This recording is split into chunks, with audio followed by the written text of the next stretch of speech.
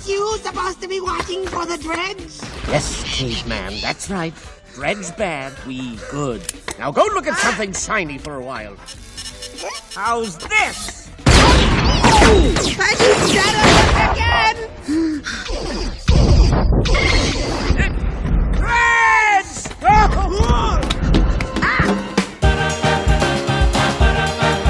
It's the Popcorn Digest with Gareth and Andy. Hello and welcome to Popcorn Digest. I'm Gareth Green, and joining me today is my co-host Andrew Raphael. Ooh, is it me? Okay, so today we're actually going to be doing something a little differently. We did speak about it on the end of our Soldier episode, but we're actually going to be releasing a few of our lost Best Forgotten Movie episodes, and that's going to begin today with Titan AE. And why was this film forgotten? What actually happened with this episode? What happened? This was recorded, I think, in late November 2016. And this was the last episode we recorded for our original run, so it followed Last Action Hero, and for whatever reason life got in the way and we never ended up finishing the editing. I think I literally got about 5 minutes into it, and then life happened, Christmas happened, and we never picked it up. But we were actually winding down at this stage anyway. I think the original plan was to have done this episode and Willow and then have a break, but unfortunately that break occurred far sooner than we originally thought. So this has just been sitting on our hard drives for a long time, and I've only just got round to giving it a polish. That's right. And there are a few more episodes that will be released throughout this current run of Popcorn Digest. I do know that there are at least 2 more episodes of Best Forgotten Movies that we do need to release. So you'll see them sporadically placed within our schedule, and we'll certainly tell you when we are coming up to them.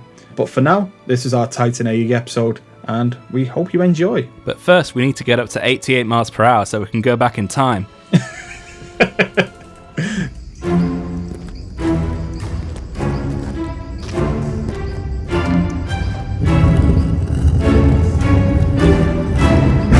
It's the Best Forgotten Movies! Hello and welcome back to Best Forgotten Movies, the podcast about the films at time abandoned in space. I'm your co-host Gareth Green, and joining me as always is my full-time co-host and part-time songwriter for Lit, Andrew Phillips. I'm gonna sing a generic song, And it'll be your number 1 hit. Yeah.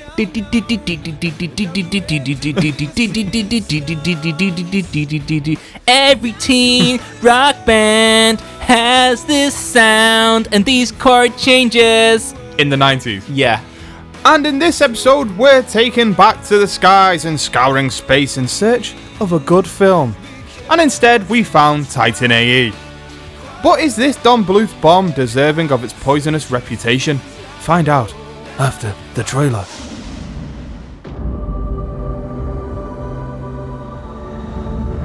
I was born in 3023. Humans had already conquered space. Even though it was easy to travel to the farthest galaxy, we'd always thought Earth would be home. But we were wrong. And we had to leave.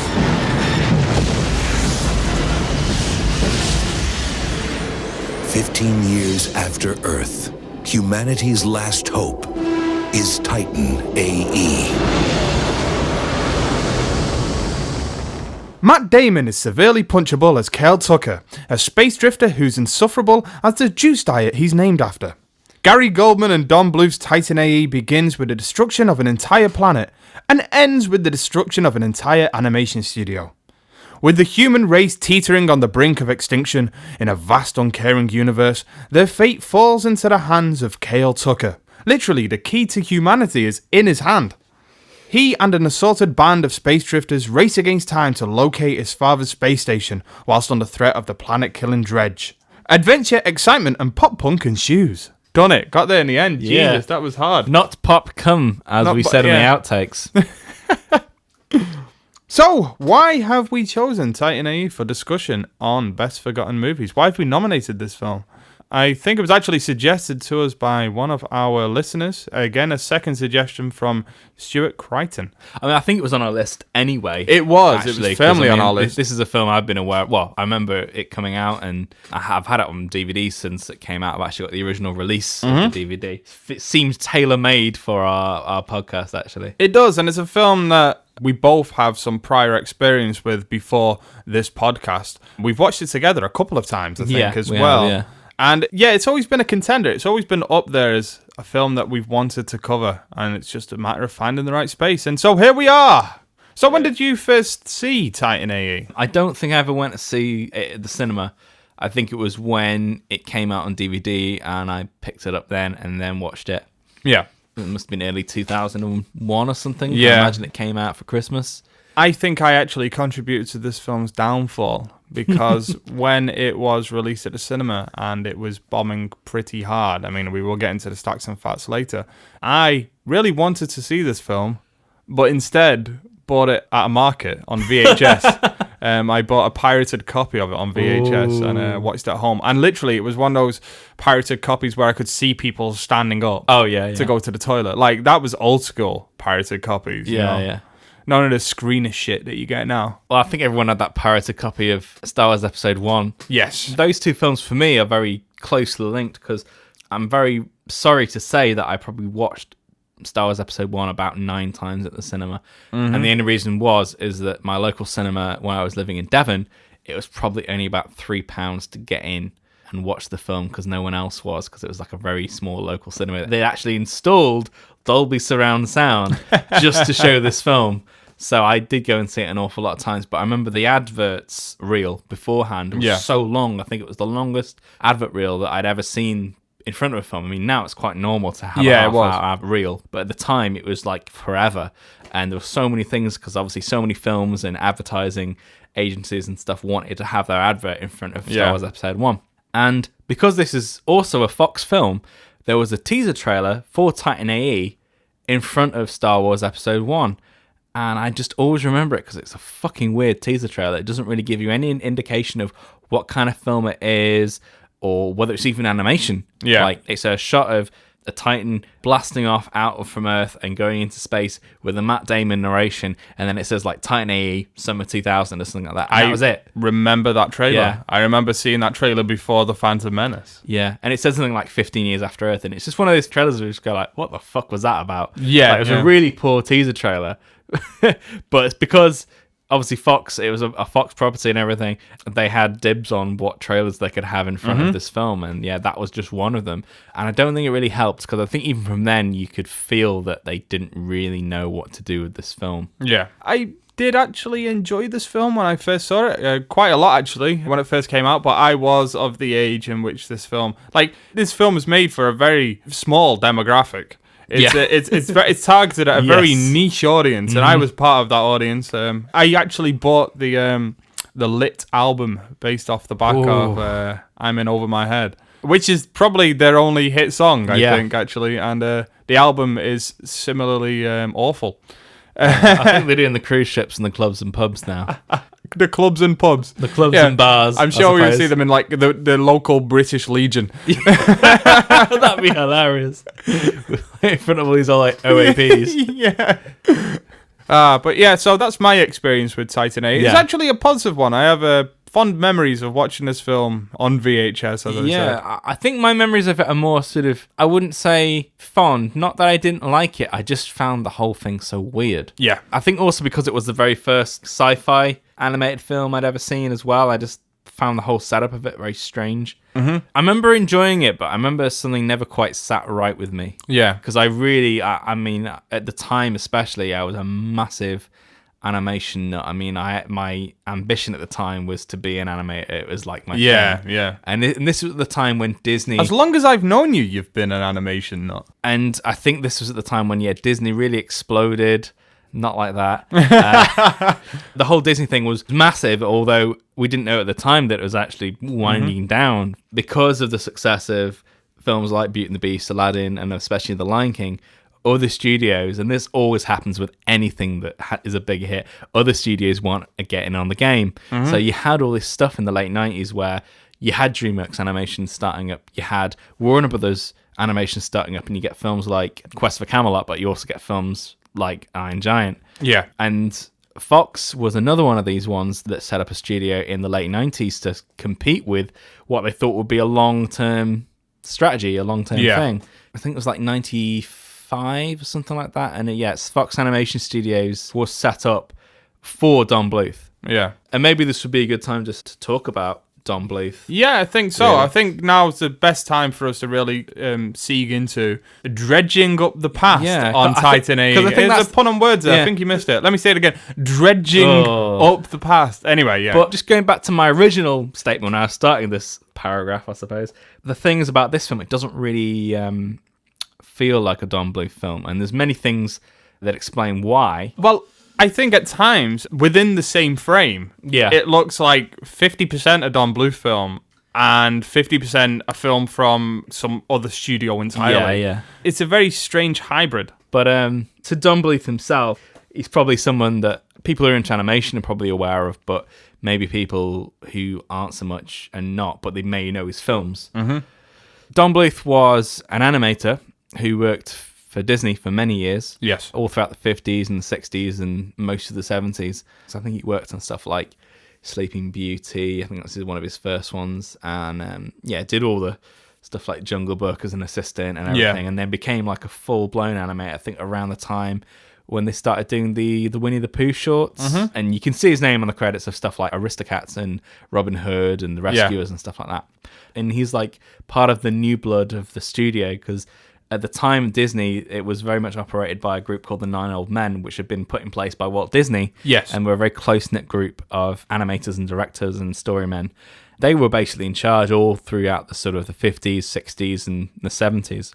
But they were getting to sort of retirement age in the 70s, and they needed new blood, and Don Bluth was one of these people.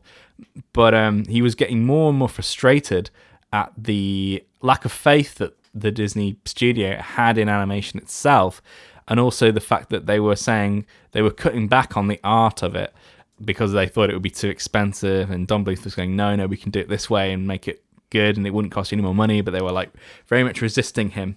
It got to a point where they knew that they'd have to leave. He'd sort of like banded together a very close-knit group of about 17 artists who were very, very loyal to him. Yeah. And what they'd done in the preceding 6 or 7 years, during their evenings, they'd actually been working on their own film in their garages. Yes. Because they said at the time the culture was, because of this Nine Old Men structure, you basically got films at Disney that were directed by the same people. Like every single film, if you look at like those sort of 60s and 70s Disney films, you'll notice that the directors are pretty much always the same people. Yeah. None of the new people were given the opportunity to direct or were even being trained as directors and filmmakers.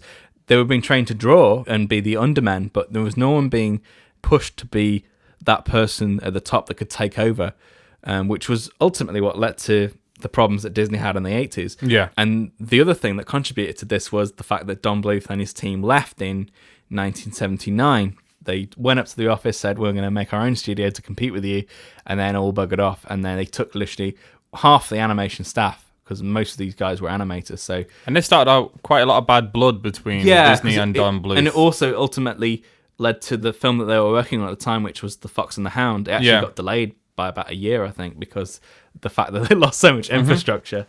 They released this film that they'd been working on. It's called Banjo and the Woodpile Cat. And it's pretty good. It's definitely like a nice blueprint to what a traditional Don Bluth film was going to be. Yeah. They set up their own studio and they started working on a film called Secret of Nim.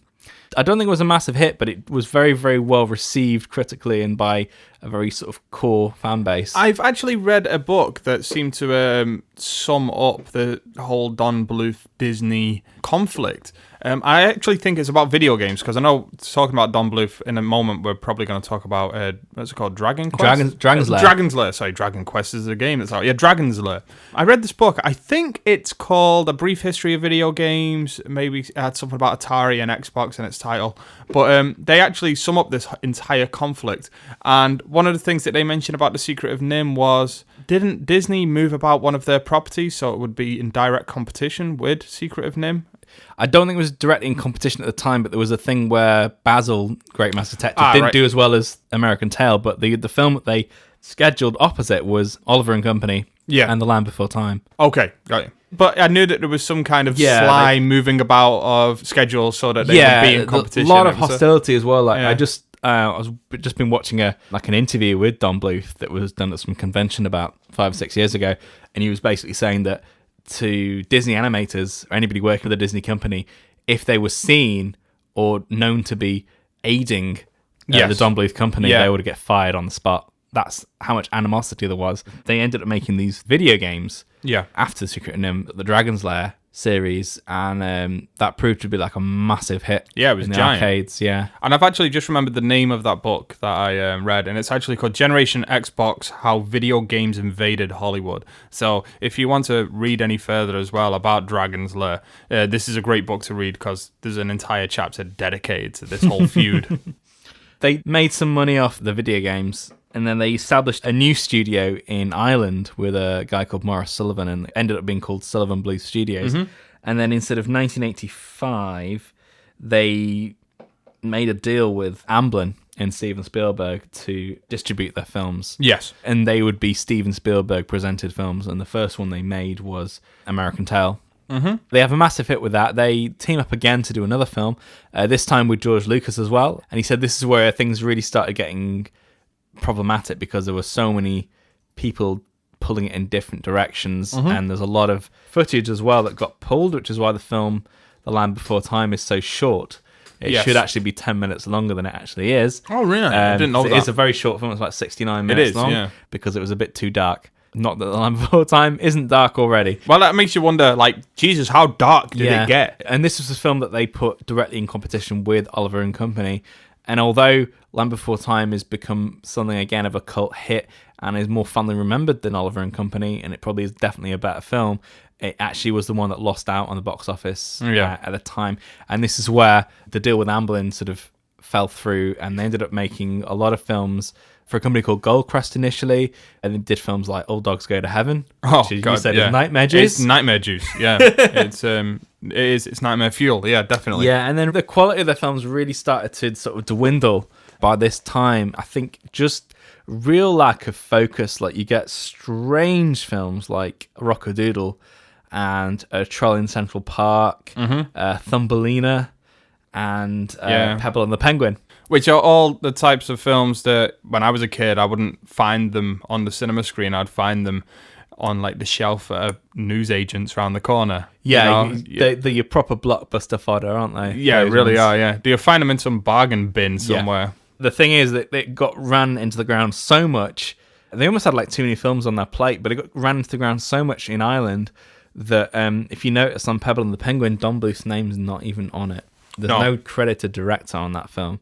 I think it was maybe even finished after they even left. Because around that time when it was released, which was 95, they were cherry-picked by Bill Mechanic, who was the then head of Fox Studios, to set up this new animation studio, which sort of brings us full circle now. Yeah. And they were basically coaxed and tempted into making this new studio in Phoenix, Arizona, which incidentally is where Don Bluth comes from. So it was a real sort of like returning home. It was a bit of a no-brainer really for them. And everything was sort of supplied from them. Yeah, we're building this new studio, got all this new staff. You can bring all over your favourite staff from Ireland. If you notice, a lot of people in the Titan AE documentary have Irish accents. Yep, they certainly do. And we're going to make this film that's really going to sort of give Disney a run for the money. And that film ended up being Anastasia, which, it did end up giving Disney a run for the money. It did pretty well. And it is definitely the closest that Don Bluth came to being more of a, say, copycat of Disney, especially the 90s Disney formula. It was very much a calculated thing. The main thing with Don Bluth is that he doesn't sometimes know how to pick his stories, because he picks a story that's so ridiculously dark and tragic and then tries to make a happy fairy tale out of. That's kind of, you can't really change that much, because obviously a lot of fairy tales are dark, but it's too rooted in the modern era to really gloss over. Well, my issue that I always have with Don Bluth and Don Bluth films, and Titan AE is probably one of his few productions that actually escapes this, but is the tonal inconsistency when he tries to balance dark with light.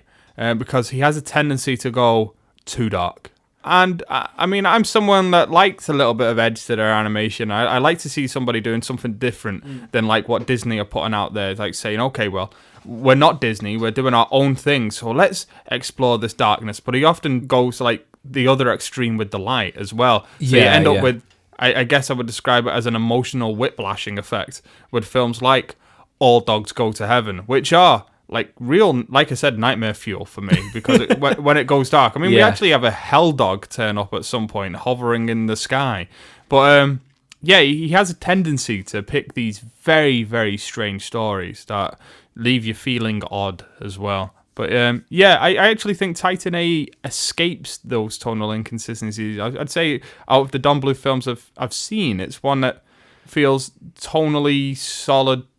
Solid. It feels like tonally consistent throughout. Yeah, it is. Yeah, I always find this is the main flaw with Don Bluth films. Is just that it generally, and it's funny when you see him speak because you know he means well and he really wants to get there, but often he never really does. Even when you go back to Secret of Nim, you get that kind of feeling that the storyline and the narrative pull and everything isn't that watertight. It's never really. Yeah, it's never built on a strong backbone. I mean. Secret of Nim and other films that are in the upper end of his canon, they succeed despite things like. Yeah. And I find that odd because he has a lot of things to say about other animated films, and yet sometimes his own animated films fall very short of his own expectations of what he thinks animation should be doing. Yeah. But Anastasia was a big hit for the studio. They did do a very strange direct-to-video film in between Anastasia and Titan AE. Bartok the Magnificent, which if you buy the Anastasia DVD, it is on there in full standard definition and 4:3. Yes, I remember that being released. I did actually look at it again the other day and I was like, oh wow, this looks way more direct-to-video than I remembered. But funnily enough, a lot of people regard the Bartok the Magnificent film to be actually better than Anastasia, which I kind of maybe disagree with. I think Anastasia is technically much better, and I think the story's okay. I remember enjoying Anastasia when I first watched it, and I kind of still like it, even though it's got quite a few flaws that you kind of scream out of you now. I've never seen Anastasia. It's but knowing you must come round. We watch it on Blu-ray. We'll have a few beers and watch Anastasia. Yeah. Drink every time you see someone with cross eyes, because that's a major staple of Don Bluth. You get these characters that have these eyes that go, definitely. I get this thing where you get all these characters and they kind of all look like black stereotypes. It's weird. Like I guess they're called with the big thick lips. I find it very disturbing. I guess they're called O'Gollies now. It's got that look to it, that kind of minstrel look. I think the more and more I think about it, the more disturbing it is when you watch a Don Bluth film. I've never noticed that before, but actually now that you mention it, I can see it, and it's like the worst ones. Is that a place to be really drawing inspiration from? Yeah, the worst ones when you get that alligator in. All Dogs Go to Heaven as well. Yeah. He's even got a bone through his nose. It's really bad. That is. By this time, that kind of thing's sort of more and more toned down, but you still got the cross eyes. But I was thinking, like, how did they actually? I mean, this is probably a diversion for our podcast, but how did he actually like tackle the brutal murder of Anastasia's family in that film? Because actually knowing about the overthrowing of the Russian monarchy, wasn't it? Like. How on earth do they deal with that? They just do it in a song. Entire family. They just do it in a song. It's a line. Somehow the Tsar did not survive, but maybe his daughter is still alive. That kind of thing. It's a song called "There's a Rumor in St. Petersburg" or something like that. Yeah. Like, there's a rumor in St. Petersburg, and they even have fucking like communist guards going like that. And it's just like. It's too close to the bone for this kind of thing, like this kind of family-friendly Disney-style musical to really be put against. It's just too much. And obviously the fact that Rasputin is like having all these magical powers and I do remember that. Yeah, I remember seeing that bizarre. In the trailer. But at the same time, I have fond memories of it. So again, it's that whole nostalgia thing. But this is where the problems of Titan AE come into the fold, because for some weird reason, even though Anastasia had been a big hit and everything, they never had anything to follow it up with. No. And this is where Titan AE, the story, comes in. Yeah, because meanwhile, Fox Studios were actually working on a live-action space adventure called Titan AE, and they had already pumped $30 million into the pre-production of the film with an unnamed director, an unspecified director, and had nothing to show for it. Nothing, not even a story reel or anything. Yeah, not a single thing. And so that director was, not surprisingly, fired, and Titan AE kind of fell into the lap of Don Bluth and Gary Goldman. Yeah, well, it looks as if like they sat down in a meeting with Bill Mechanic, again, still the head of the studio, and saying, right, we haven't got anything for you to do. What do we do? Because if we don't have anything, then we're going to have to lay all these people off. Yeah. And downsize the studio. But we have this thing that's been in development for a while and it's not doing anything. Do you want to do this as an animated film? And they were kind of really just put on the spot.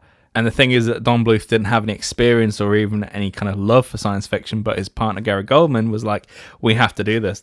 We have to do it because there's nothing else that we can do. I mean, that's the thing as well. When you have a studio like this as well, and you're faced with either don't make a film and your company is kind of like, I guess, doomed, or make a film and for however long you get to pay, your animators, your crew get paid. Yeah. So it's like the answer is obvious. You make the film. Yeah. Because, it means feeding families for another couple of years. Yeah. I mean, in a way, this is almost the Don Bluth film that shouldn't be. Yeah. Because of the circumstances surrounding it. Because it almost felt like, after Anastasia and Bartok and then doing very well with that, it almost like reached a natural end with that situation. But they almost like kept going. Yeah, with this, and this was like a little piece of life support, but it only sustained for a very short period of time. Yeah, it was only kind of waylaying the inevitable. Yeah, it really was. Yeah, and you can almost sense that doom in the film itself. Like you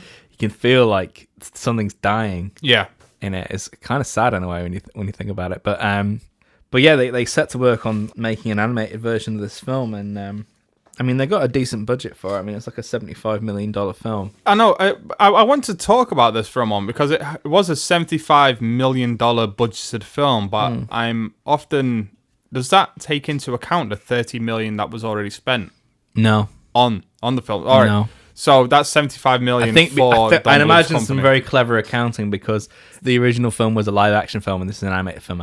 I bet you Fox people were able to write the other one off. And it cost probably more money than it should have because they wanted it done in a quicker time, and then you give them 19 months to make the film. Yeah. And they would have preferred 2 years production, which is what most animated films at that time did. I mean, it's different now because CG animated films, actual production times, much, much shorter. You're generally looking at sort of 10 to 12 months actual production. Some films even shorter than that, and the best example of that is Toy Story 2, which had about 4 months or something stupid like that. Ridiculous. But yeah, they had a lot less time than they thought they were going to have. And things were budgeted wrongly as well. They thought that 40% of the film would be computer animated, but it ended up being more sort of like, I think like 87% or something. The film has a CG element in it. Yeah. Or something like that. So yeah, they really sort of miscalculated, and they had to bring in other studios in to help out, like Blue Sky and other companies. But that's also indicative of the fact that as they were going, the wheels were starting to fall off the cart. Yeah. Anyway, because in 1999, which is kind of towards the end of production, they laid off about 300 of the staff at the Phoenix studio, and they were really just running on fumes then, which indicates why the film looks the way it does, because there are parts of it that do feel very sort of unfinished. Yeah, especially when you come to merging the CGI work with the traditionally animated work. Like the CGI work has clearly had frames dropped from it. Yeah, there's a strange like strobing effect where they did the CG in one particular frame rate and then the animation in another frame rate, and they didn't merge together. And so it's fine when you get all traditional shots or all CG shots. Works fine. But as soon as you get a shot where the elements are blended together and there's any kind of movement of the camera, the traditional still looks fine. Yeah, but the CG starts to look really jerky, and you can it starts see to judder and jerk. The judder, and it's a shame because you can tell they're really putting the effort in. And this was the first film that was using CGI with animated characters so liberally. Yeah. Like, it was a lot of it. I mean, they did a lot of it later on with Disney and their sort of adventure / sci-fi films, but this was a big step in that direction. I mean, I do want to say as well that for all its faults, in terms of the technical approach to the film, in terms of the blending and combining of the CGI and traditionally animated elements, I actually still appreciate what they were trying to achieve with this film, because it is a unique looking film. It is trying to do something different for the time, and it's trying to jump ahead of the curve and predict what the future of animation is going to be, because this is a transitional period for animation. Yeah. Because we're like, Pixar is on the rise and traditionally animated films are on the fall. Yeah. For one reason or another. And this is a film that tries to do traditional animation in a new way, in a new and unique way. And I appreciate them and the ambition of them to try and do something different with this new technology. But for one reason or another, it just doesn't come through in the end. You can maybe point the finger towards some of the visuals, because yes, some of them don't work so well, but I really don't think that is the root of the problem with the film. No. Where it really falls down is on maybe more in the way the story's told rather than what the actual story is. Yeah. Because I was talking to you as well about how some of the characters are kind of weird, and you can't really get a handle of them, or they're not on screen enough, or something like that. But maybe just in the way some of the characters are introduced as well is very odd. Mm-hmm. And again, the film doesn't really have enough time to breathe, and this seems to have gone away now. Like that, a lot of animated films, because they can, and the production schedule's better, and I think you can do more with CGI. Films have been able to become longer, which gives the film a chance to breathe. I mean, a lot of Pixar films and Disney films are more around sort of the 100-minute mark. Yeah. When in the 90s and before that, they're around about the 70 to 80-minute mark. So they have to be much more compact. But with a film of this nature, there's a lot of things which either are just rushed through, or they're very slight, or there's no actual way of getting from one thing to another. So there's a lot of things where I put my notes where, oh, that was easy. Yeah, they just cheat their way out of it. And the prime example of that is Kale's escape from the dredge ship, or the dredge cell that he is kept in. He simply uses his fingers to, I don't know, create a hole in the wall. There's that pressure to make a 90-minute film. And it's a shame, because I like a lot of the world that is built in this film. I want to spend time in this world. And I wish that the film would actually just take a breath and let us enjoy it for a moment.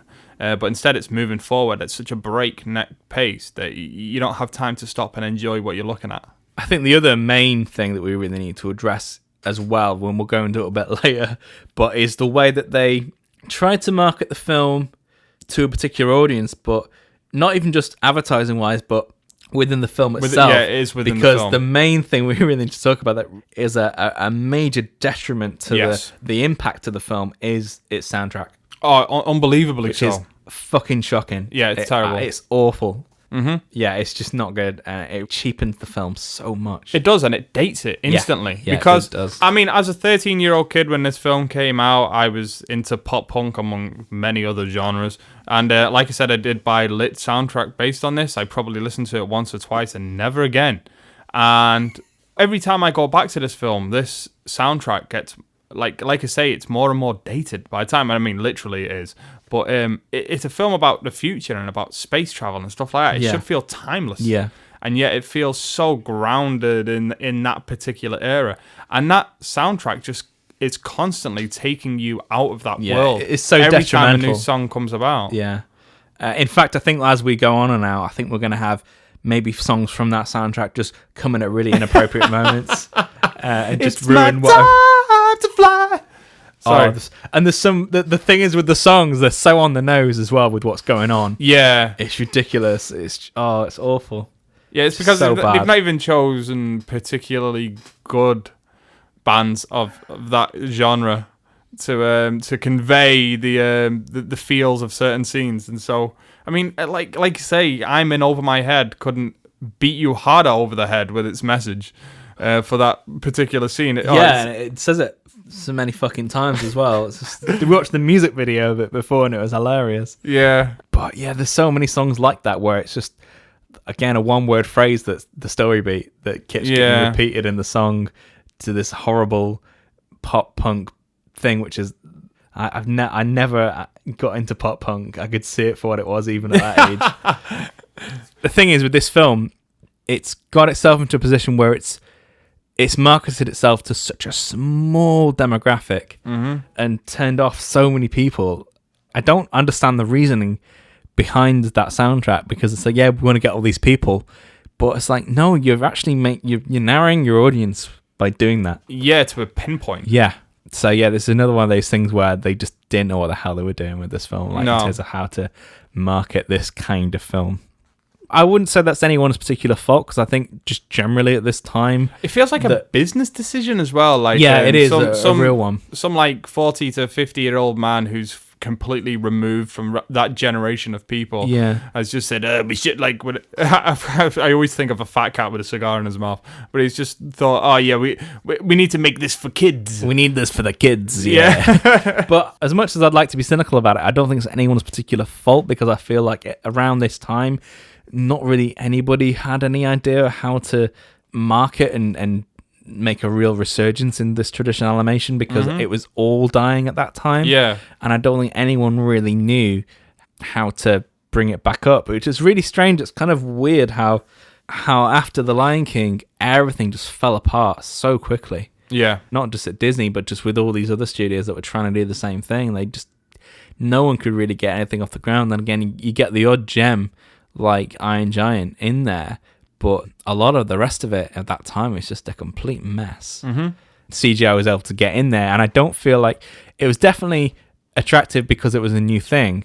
And again, maybe they were lucky because they had the good stories and the good characters to pull through with that, which is why CGI is now the staple. But I think the main problem with the traditional stuff is that a lot of the projects weren't strong enough to carry. Yeah. That seems to be the general consensus now, that the films maybe weren't strong enough. I mean, there are a couple of films that I'm really fond of, but then, yeah, again, you can kind of think, no, maybe they wouldn't really fly now if you brought it out again. Yeah.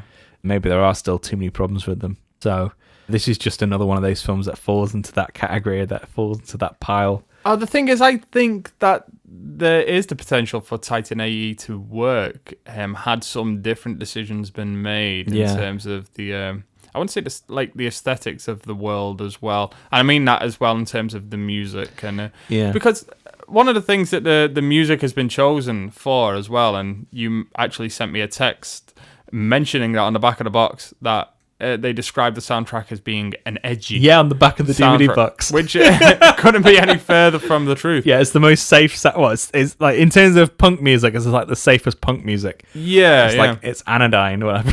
Yes.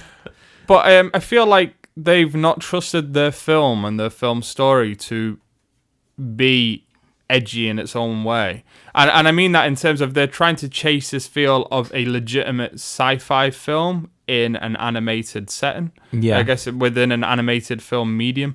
But they've not trusted the material enough to push across those kind of more, I wouldn't say mature, but older themes, you know, to give it a legitimacy. Yeah. And so they've kind of pushed this soundtrack in, their idea of what edgy is. Yeah. Just to kind of brush over all of this. Yeah. There's actually only one sequence where I feel like everything works.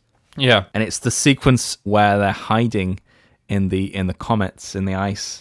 Oh, yeah. And it's the whole cat and mouse with the whole reflections, because there's no shitty soundtrack. It's just like actual soundtrack, like, the Graham Revell score. Yeah. And it's much stiller. It's not trying to move as fast as it possibly is. It's just a proper, good old-fashioned cat and mouse game in this ice, with them giving the bad guys the wrong directions with all these multiple reflections. And that's the best thing in the whole film, because it doesn't have to do all this other shit. There's a moment as well previously in the film, the flight through the space dust or the nebula or whatever it is, and the kind of like almost like birds flying around the ship, and it's like it almost worked, but for that shit song that they put over it. Yeah. And it's like, if you had a really kind of nice score underneath that, like let Graham Revell do his thing. Yeah. Could have really pushed that moment, because that is a moment in which the film needs more of, where it stops and enjoys the world for just a second.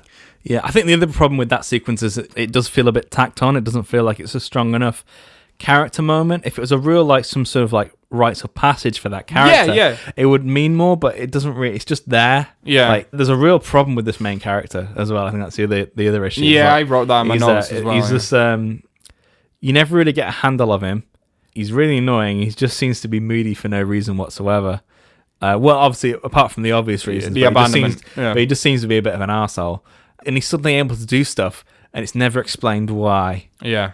Because for all his life, he's just been working on salvage and all that kind of stuff. But then all of a sudden, he can fly and do all this stuff. And it's kind of, it's just very convenient. To talk about these characters for a moment as well, I actually think that this film has two of the most unlikable main characters. They are actively unlikable in terms of both Kale, who, like I said, is named after an insufferable diet, drink, and Akima? Yeah. Or is it Akima or Akiba? Akima, yeah. I actually find them actively unlikable. They go out of their way to be hateable. Yeah. I think it's because, in part, I think it's that Josh Whedonisms, that those kind of cocky characters that he didn't really perfect in this sci-fi setting until Firefly. Yeah, this is another one of those films that belongs in a very small club along with Alien Resurrection as yet another dress rehearsal for Firefly. Yeah, absolutely, yeah. And part of the problem I have with this film now, approaching it as an adult, although some would argue otherwise about me, whether or not I'm an adult, but are these two main characters, because I do not warm to them whatsoever. There's some nice, snappy dialogue here and there. There are a couple of moments, but largely they are unlikable. Yeah, I'd probably say definitely more so with Kale. I mean, Akima's all right, I suppose. Yeah. But Kale is just, you never really relate to them in any kind of way. No. And they're not particularly interesting. So in that way, the alien characters do have a massive edge over the two lead human characters, really. Yeah. The other character is the Corsa character, who could be interesting, but I don't feel he's anywhere near as interesting as he should be.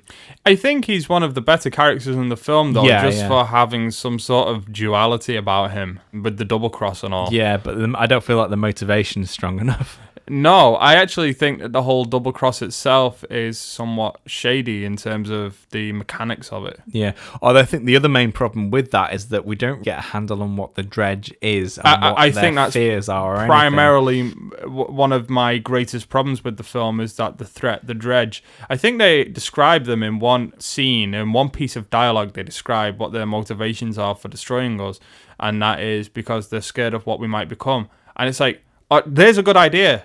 Right, just in that one line, it's like, let's delve into that. Let's delve into what they've seen in humanity that's made them so scared of us. And instead, the film doesn't present at any point in the entire runtime. It never presents a reason. Yeah, it never presents an example of what they're so scared from us. They're really just this week's Borg replacement. Yeah, like that kind of ominous entity thing. And it seems that they're concerned with humanity but no other alien race in the film. Yeah. Because no other alien race is even bothered about the dredge whatsoever, really. It's like they're a minor annoyance. And it's weird because I quite like the design of them as well. I like the idea of this pure energy form. It's very Star Trek. Yeah. But this pure energy form that is the threat. That is this alien spacecraft, and all of the little subordinates are born out of this energy, this blue energy. I like that, but again, why do we not get to see any of that? Why do we not go any further than that? Yeah, there's many problems with the fact that the main characters get trapped on this dredge ship, but for some weird reason it doesn't happen at the end of the second act. It's like at the start of the second act. Yeah, and structurally that it's just all in the wrong place, and they get out of the situation far too easily, which diminishes the effectiveness of the dredge as an antagonist. They no longer really feel like they're undefeatable at that point. Yeah, and the dredge themselves as well within those scenes seem very ill-defined, because you never get an idea of whether or not we know that their spacecrafts have pilots and stuff like that, but up until that point we believe that the spacecrafts themselves are their own form of energy, like sentient energy. It's like, why aren't they, if that's all they're made out of? Yeah. So why it would even have a cockpit for him to escape in? It feels like the only reason that they have pilots in those crafts are because Kyle needs to escape in one of those ships later on in the film. Definitely. So I do not know what the rules are for this race of creature. I don't know what the basic rules are for how they exist. Yeah. Even one of the main interesting things about the dredge is the fact that they're pure energy, unfortunately, is set up in a very clumsy way. Like, it's a very clumsy setup because it's only mentioned towards the end that they are pure energy, and this is about 2 minutes before they work out that they can use the Dredge's energy to repower the Titan, and that's the only reason why it's there. And it almost feels as if like that's the only reason why the line's there. Like, it's almost they don't really care about this Dredge antagonist that much. It's just there because it has to be. Yeah. Like, you need something that's chasing after them, and there's not really any development on them at all, apart from these things that need to be in the nuts and bolts of the general plot. Yeah. So yeah, it's a real shame because they could have been really good, and they're just kind of just come off as very undeveloped and very kind of dull. Yeah. In a way, even though they look quite cool. They do look. They look cool. They Yeah. look cool. But again, it's all that kind of surface level, very much like the soundtrack. It's like, it looks cool for the kids. But on a surface level, regardless of its faults, if only you'd strip away that soundtrack, I actually think that there's quite a lot to enjoy about this film in just a visceral sense. If you're just willing to... I mean, I hate to use this term. I don't like it when other people use this phrase, but it's one of those switch your brain off and enjoy it kind of films. Yeah. And I do think there is something to enjoy in this on that level. And it is primarily because I like that world, and I do think there are some sequences of spectacle that work really well. I love the opening of the film with the destruction of Earth. I think that works. I love when the moon is obliterated by pieces of Earth. That's always been a staple in my mind. I always go back to that. Yeah. I'd say as well, that is another scene that just, it works in itself. Even though I think the actual spinning, when the Earth starts spinning faster and starts to crumble, that could have used a bit more time to render. Yeah. I never just feel it comes together. No. In any nice way. I said that there are a couple of nice sequences like that ice sequence, but I just feel like in its characters and in its story structure and the way it's put together and everything, I just never feel, just as a story and the characters, which at the end of the day are your most important bits, they never really come together to make something that should be, you know, on paper quite a decent sci-fi film, and it doesn't quite get there for me. Yeah. I mean, I like I say, I think I fall slightly more positively on the side of the coin in regards to this film.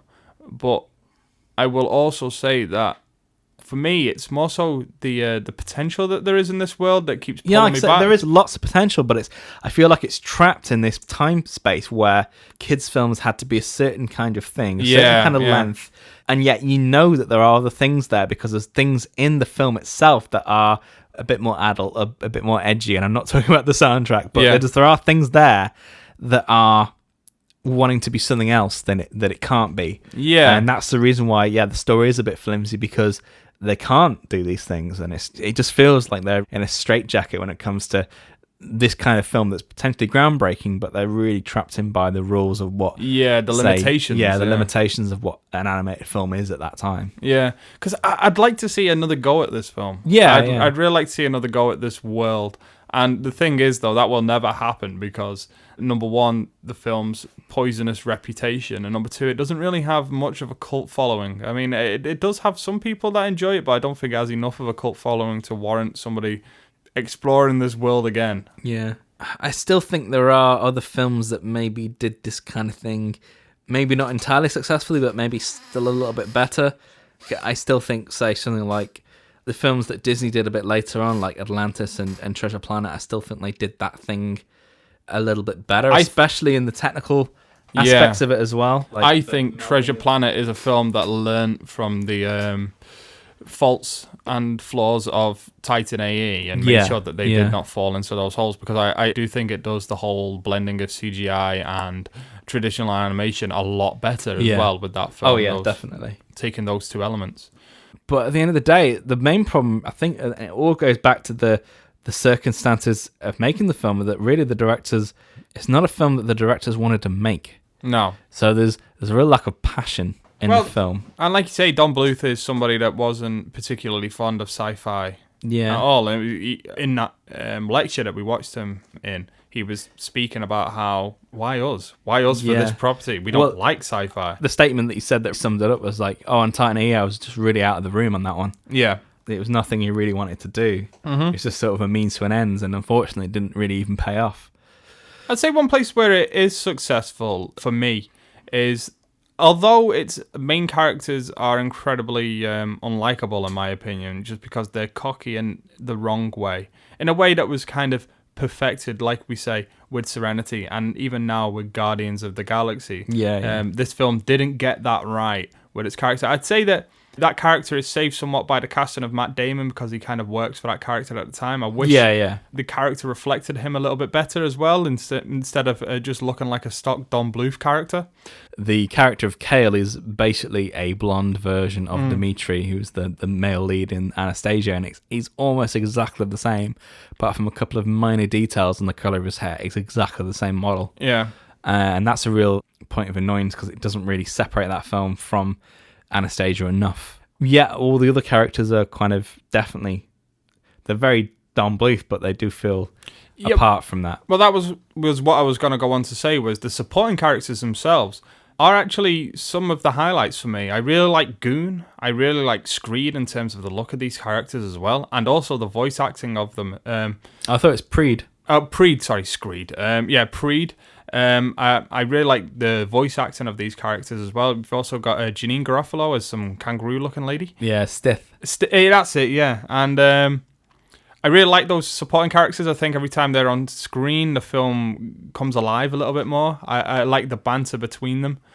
For me personally, I still feel like it's a little bit too restrained. I remember when I first watched the film and I knew that Nathan Lane was doing that character, I remember just afterwards feeling a little bit disappointed. It's a bit too mannered. I feel like that character needed a little bit more humour. Yeah. A little bit more of that. And I think we needed to see those characters a little bit more because they're not in the film that much. They're very peripheral. And yet they're kind of technically the most interesting characters. But I still feel like maybe they're not introduced in the best way. Yeah.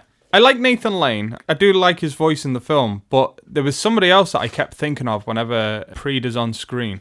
And that's because the character reminds me of Basil Fawlty for some reason. Every time I see him, I think of Basil Fawlty, especially in the scene in which he is trying to persuade a security guard that Corso is one of his slaves.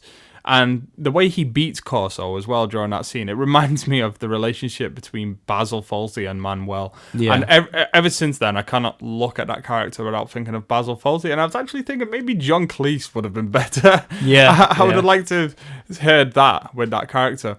But as much as I do like the voice cast with these characters, and like I say, with Matt Damon's character Kale, the casting of Matt Damon saves that character somewhat from being entirely unlikable.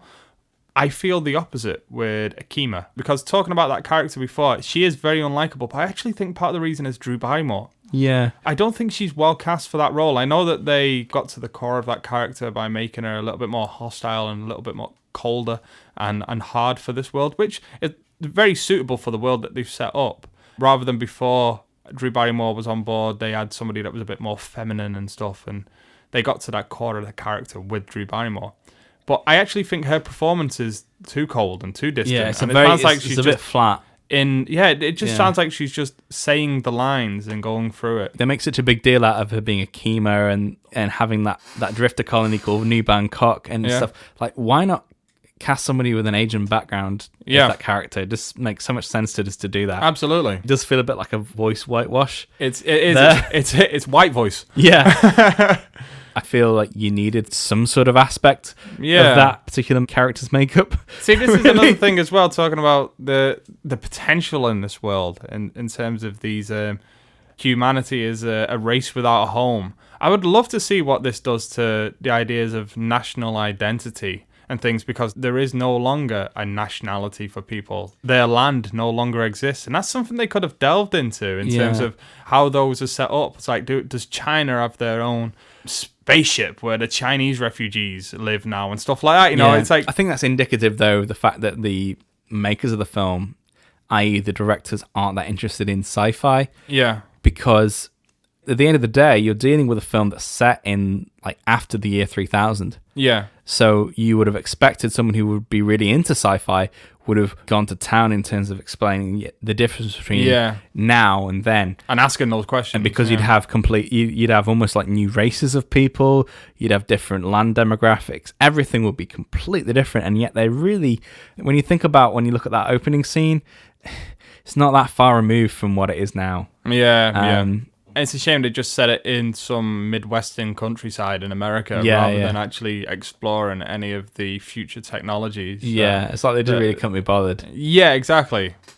Instead, we just get a random field. Yeah, they army could be. base. And it's like, yeah, is this really set in the year 3000? You could have said this was year 2023 or whatever. And Yeah. it could have been the same thing. And considering that Earth has just a few shots in the film, it has such a small role in the film, whose fate kind of looms large over the rest of it. It's like you could have really had fun with those moments on Earth. You should have really gone for broke and really made these moments of Earth very memorable so that when it's gone, it's missed. But even in the minor details as well, because when you look at the Earth, like all the land masses are the same. Yeah. Like that wouldn't happen. Like in the Earth, something would have changed. Like something would have moved somewhere or been eroded. What about the ice melts? Yeah. So I just feel like they just didn't have the passion for it at the end of the day, and I just don't feel like they're really 100% comfortable with the material that they're dealing with. Mm-hmm. I do think it's like a noble failure, but a failure nonetheless.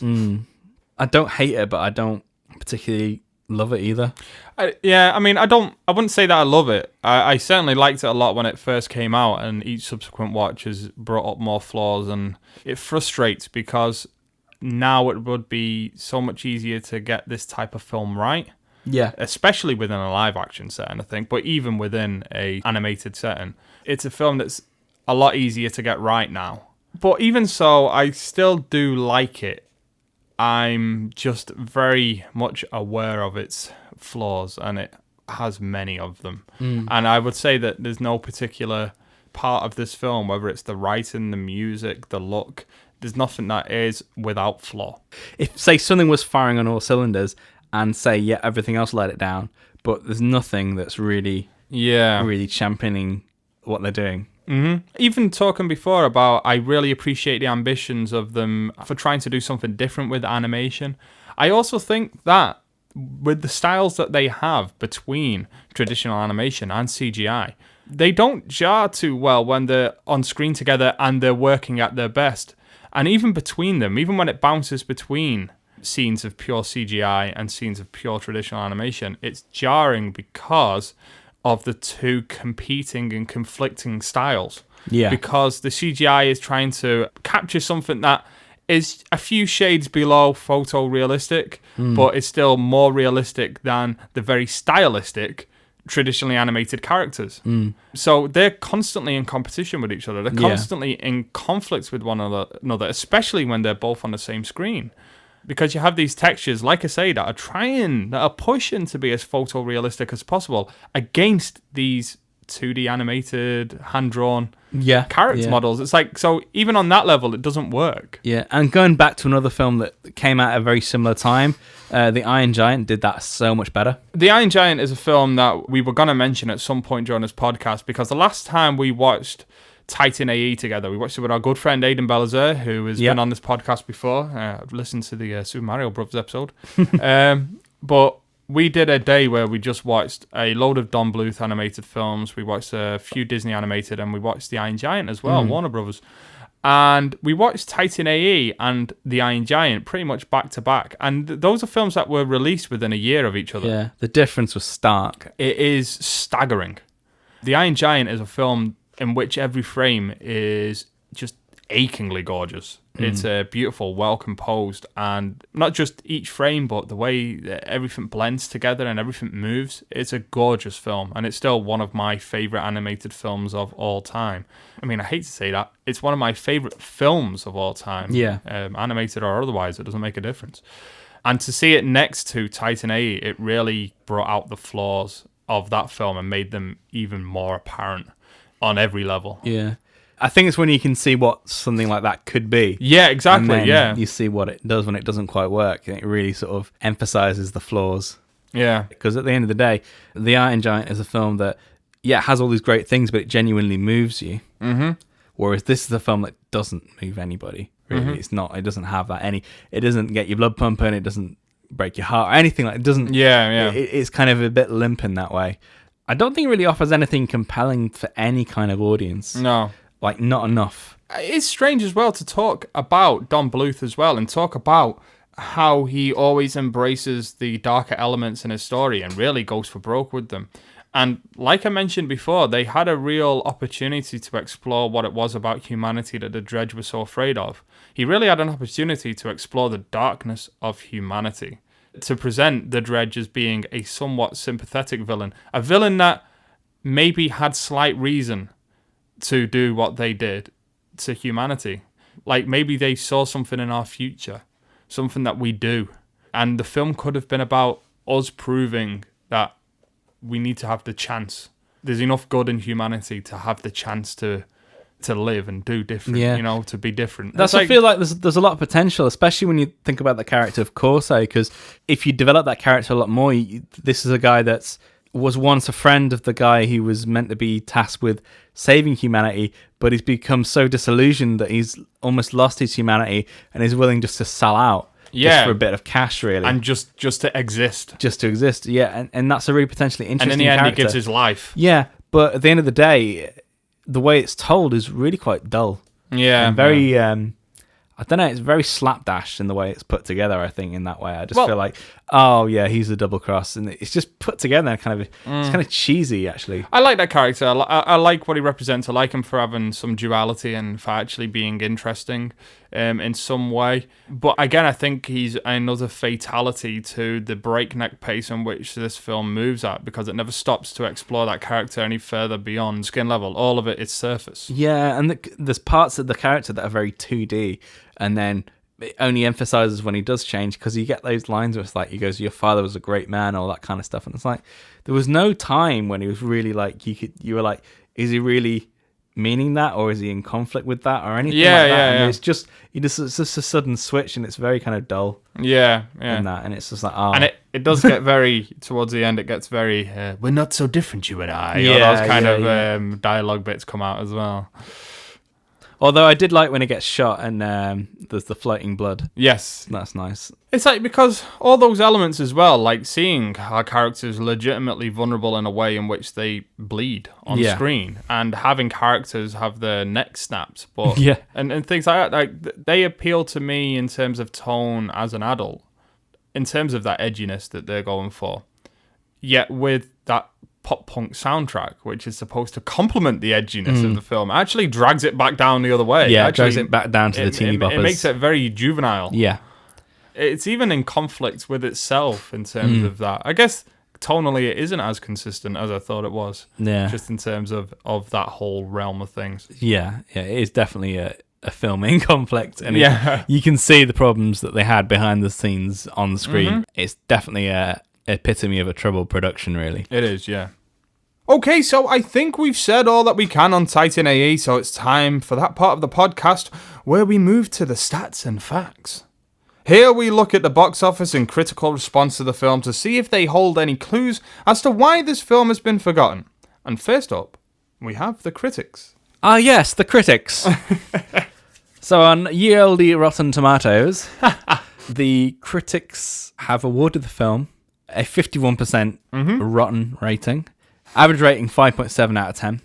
And the critics' consensus is great visuals, but the story feels like a cut and paste job of other sci-fi movies, which I'd have to agree with. It is a bit of a cut and paste of other sci-fi tropes. It is, and it doesn't delve into the ideas that it has enough to really provide it its own identity. Yeah, and audience score, 60% of people liked it, with an average rating of 3.2 out of 5, and that's based on 69,000 ratings. Again, that does sort of indicate that not that many people have seen this film. Yeah.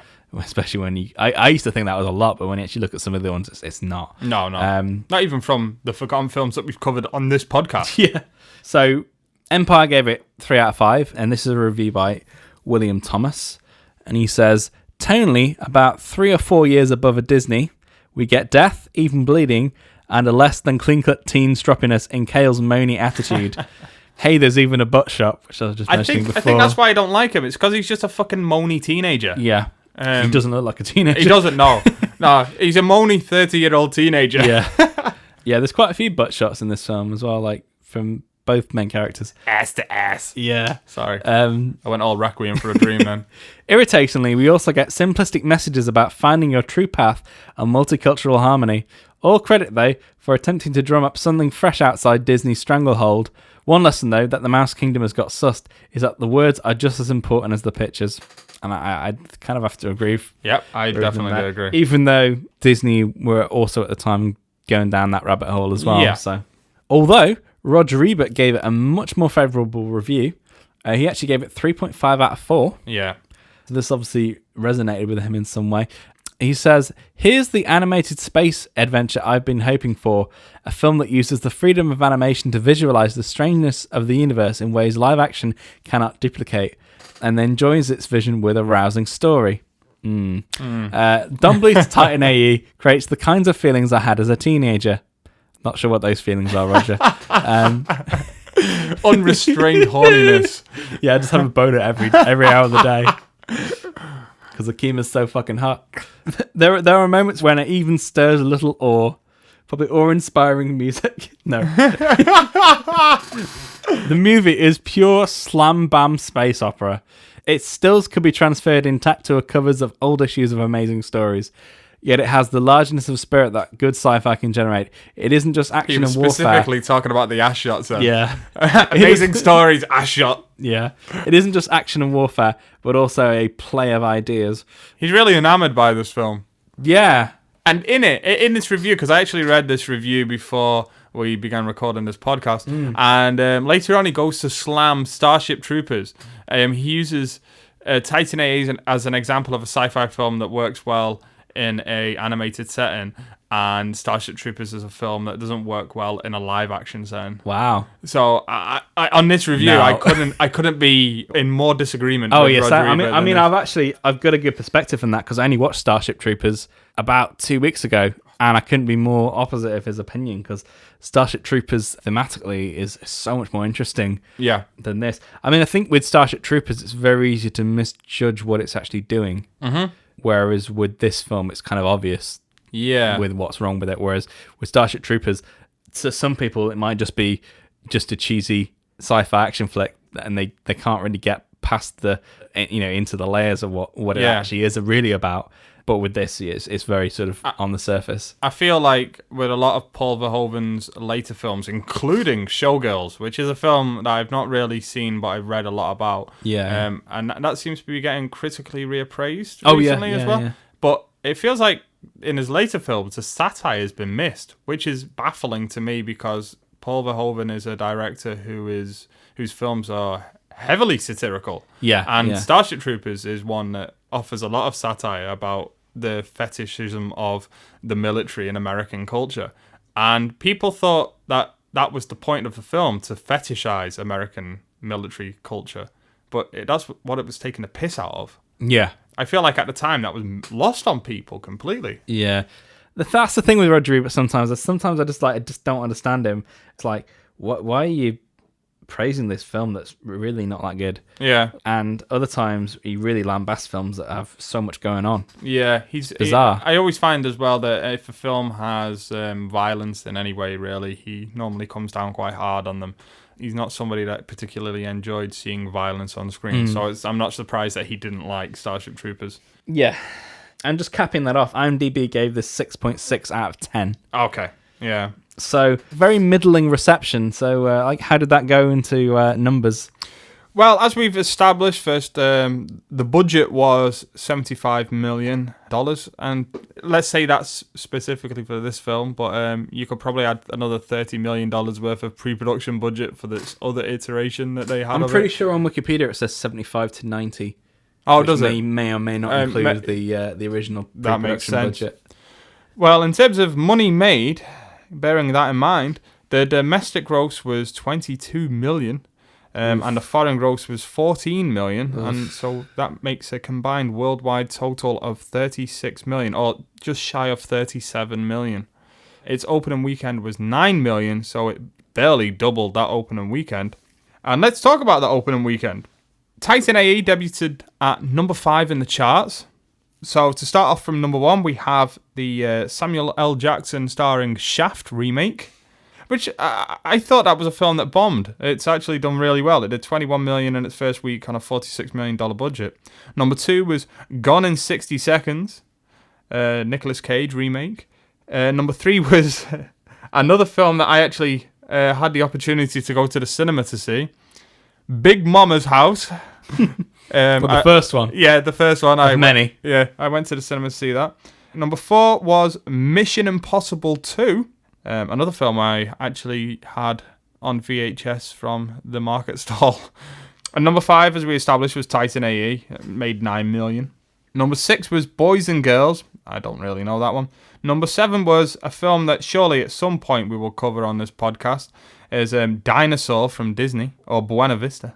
Number 8 was Gladiator, which was in its 7th weekend and was still making quite a lot of cash. Number 9 was Shanghai Noon, and is that the Jackie Chan, Owen Wilson film? Yeah. And number 10 was Road Trip, the unforgettable American Pie ripoff Road Trip. And so, yeah, it's not... I mean, there are a couple of big films in there. No, there aren't really. There aren't really. Even the big films come later, like Gladiator, Mission Impossible 2. Titan A really should have done much better in this weekend. But one of the things that Don Bluth does mention in that lecture that we watched was that Fox pulled out all the marketing for this film. Well, I think they pulled out way before it was even released, like just in terms of just the post-production and everything. They simply had no faith in it as well. No. They were already in the process of shutting down Fox Animation Studios. Yeah. Because I do think that is something that we have to tackle with this film, that even for all its faults, like, I quite like it, you have more issues with it. Even for all its faults, it isn't the film that closed down Fox Animation Studios. No. Like its reputation would lead you to believe. It isn't the film that closed those doors. It was simply the last film made while the doors were closing. Yeah. The doors for the studio actually closed for good only 10 days after the premiere of the film. Yeah, so it just goes to show that it was a foregone conclusion that Fox Animation Studios were going to close down. This was just the last thing they managed to push out through the door. Yeah. I mean, just to put it in perspective, based on their previous release, which is Anastasia, that film was made for $50 million. Yeah. And it made almost $140 million in box office. So that's like almost 3 times its budget. Mm-hmm. So it wasn't a massive hit, but it was definitely a decent, modest hit. So that's the drop off there. So I guess we come to that time of the podcast now where I only have the 2 questions I ask at the end of every episode left to ask. And first up we have... are you any closer to understanding why Titan AE has been forgotten? Yeah, because I just don't feel like the filmmakers were passionate enough about it to really bring it home. Mm-hmm. Again, Fox lost faith, not just in the film, but in the whole animation studio before it even been released. So it never really had a chance to break into a mass audience anyway, because the advertising wasn't there. And I just don't think any of it particularly comes together. There's not one element in the film that comes through. I mean, there's a couple of nice sequences that I like, but there's nothing that really comes through to make me want to watch it again. The only reason I do watch it again is because I'm an animation fan. Yeah. So this is a film that really is just for animation fans, and I wouldn't really say it for sci-fi fans, really. It's just if you like animation, and this is an interesting experiment, I suppose. Yeah, an oddity. Yeah. I also think that one of the reasons it's been forgotten is that it was made in a real transitional period for animation in any way. Yeah. And because it is experimenting with different styles, it doesn't really do justice to either style. And it ends up occupying this kind of no man's land between traditional animation and CGI animated films. And like I say, it doesn't do a surface to either of them. So in that way, I completely understand why it has been forgotten, because it's not good enough in either respect to appeal to fans of those particular genres and those particular styles of filmmaking. And its story as well, it doesn't offer enough a new slant on the sci-fi genre. Yeah. As they said in the Empire Review, it does feel like a copy and paste job. But as I move into the second question, which is this film best of the forgotten, or should it simply remain best forgotten? I do want to say that, again, just to reiterate that me personally, I have a much more positive experience with this film, and I do admit straight off that some of it is based on nostalgia. Like, even when we watched back the Lit video before, I don't like that song. But I was like, I said to you straight off, Jesus is making me nostalgic. I'm suddenly in baggy pants again, hanging around the town centre and having chains hanging down. I look like a right musher in my mind, and it's like, it makes me nostalgic for that time, even though I don't really like any of this stuff anymore. And there is a great deal of that with Titan AE for me. It does make me feel nostalgic. It does remind me of a time in my life. But I do think it is also enjoyable. I think that the world, although it doesn't fulfill of any of its promises or potential to its fullest, there's enough there for it to be enjoyable and interesting, and even in terms of being an oddity, it offers a lot to discuss and a lot to think over. So I do think, in my opinion, it's teetering on the coin, and I do come down positively just about on one side of it because it is fun. Yeah. But it's one of those films that I will say, for me, it is one of the best of the forgotten, but with a real heavy kind of like footnote there that it is an incredibly flawed film on every level, even if you can enjoy it in a visceral way. How do you feel? I imagine you're on the other side of that coin. Yeah, I think I'm going to have to fall on the other side of the coin now, because I feel I am an animation fan, and I do love quite a lot of the things that Don Bluth has made over the time, even some of the weirder stuff. But I just feel, judging it on its own merits, I just don't feel like it doesn't excite me at all. I mean, even going in to watch the film again, it was kind of a bit of an effort. It's not even anything I even wanted to show Jess, because I think that's just a weird film. Yeah. There's nothing in it that I particularly love. I mean, I do agree with you. There's nothing in the film that I love, but there's just about enough that I like. Yeah. And I just think there's better animated films that tried this thing out. This whole sci-fi that are a little bit better, not just as a story but also technically. So I just feel like it's definitely the run to the litter in that respect. I mean, out of those, perhaps that's something that's I'm being blinded by, because one of the things I always keep going back to is I really appreciate their ambitions. I really kind of applaud them for their ambitions of doing something different in a transitional period for animation. But regardless of what their ambitions may be, it doesn't pay off. No. But I still do, like I say, I still do enjoy this film on some level. And again, I don't have that same nostalgia that you have around like the lit and stuff, because I never liked that kind of stuff anyway. The lit itself isn't really isn't nostalgia, but this film specifically reminds me of a time as well. Whereas I think even when I first watched this film, I knew there was something not right about it. Yeah. Like, I just knew that it was slightly off. I just feel it just comes short of crossing that line for me. Yeah. So I do think it's definitely best forgotten. So I guess we're going to leave it up to our fans to decide whether or not this is a best of the forgotten movie or best forgotten. I think I'm happy to leave it that way. I think we're still quite close, but I'm just one side of the line. Yeah, exactly. Yeah. Okay, so that was our Titan AE episode, and I hope it was everything that you wanted it to be. It's really a good blast from the past there. And what have we got coming up for the next episode? Well, I will say that the next episode is one that I have chosen as we come back to Popcorn Digest. So I blame you. Yeah, so I will say all the hate mail that you can send, it's directed straight to Andy. He's going to pass it on to me. All right, so he's dealing with all my mail at the moment during the coronavirus. So all the hate mail, send it to him.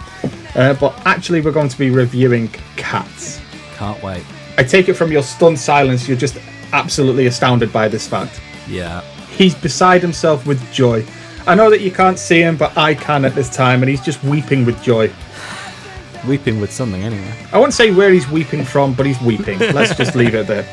But yeah, so if you join us on next week's episode, we'll be reviewing Cats. Meow. Until then, it's bye from me, Gareth. And bye from... Is it me? Is it you? No? I don't know. I'm confused. Oh, this is a jump back to when you were Andrew Phillips as well. I know. Shocker. But, yeah, I'm not a different person if anyone's asking this. I'm the same person. I imagine it'll come up at some point. But yeah, so it's been bye from myself and bye from Andy. Thank you for listening.